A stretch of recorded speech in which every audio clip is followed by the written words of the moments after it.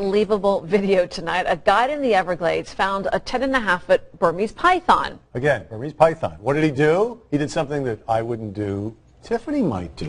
No. I would not. He wrestled the python. Ari Height live tonight with the incredible video and pictures. Ari? I wanted to give you an idea of just how big this Burmese python is. I'm about 5'8". A regulation basketball hoop like this one is 10 feet high. This python, 10 feet 6 inches, so 6 inches taller than this hoop right here. And the guy who was wrestling this python had no idea how big his opponent was until he was already in the middle of the fight.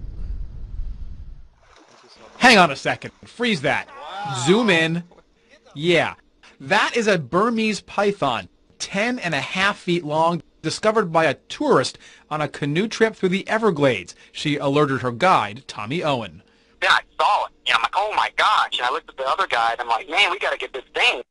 Owen works for a company called Everglades Adventure Tours. He sees all sorts of reptiles, including pythons, but never one this big, and never one he wanted to catch this badly.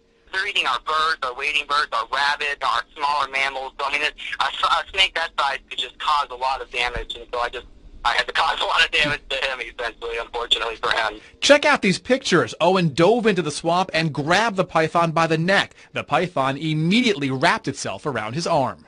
As soon as he did that, I lifted him up out of the water, and at that point, that's when I found out he was stronger than I was and much bigger than I thought he was. Owen started to lose circulation in his arm, and that is when the fight began. We're kind of doing like a snake jiu-jitsu. You know, he'd kind of coil around one arm, my other arm would uncoil him, and that arm would get coiled. It was tough. At one point, he was literally wrapped around both of my arms. I was literally handcuffed to this snake. But the only thing in my head was just the thrash and bash, essentially. So I lift him up over my head and just start wailing him on the surface of the water and dunking him in the water hard. And that literally made him loosen up. Eventually, the snake got tired, and Owen was able to control it and remove it from the water. They kill our native species, and again, this is my home. I'd rather our native species be here. The snake was eventually killed. It was handed over to the National Park Service.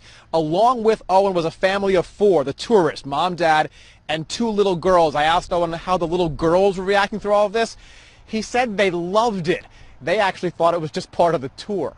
Reporting live tonight, Ari Height, WPBF 25 News.